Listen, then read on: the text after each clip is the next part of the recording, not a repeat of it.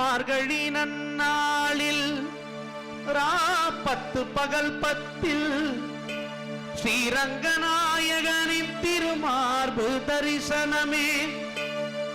அரையரின் கானம் கேட்டு நாராயணன் நாமம் சொல்வோம். நொடியினில் அவன் அடியே கதி என்று பணிவோம். திவ்ய ஸ்தலங்களில் முதன்மை தலமான ரங்கநாதன் அவனாட்சி கொண்ட அந்த திவ்ய தேசமே திருவரங்கமே.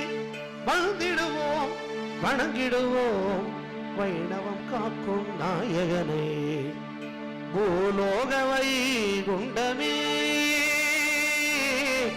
பூலோக வைகுண்டமே. ரங்கனே ஸ்ரீரங்கனே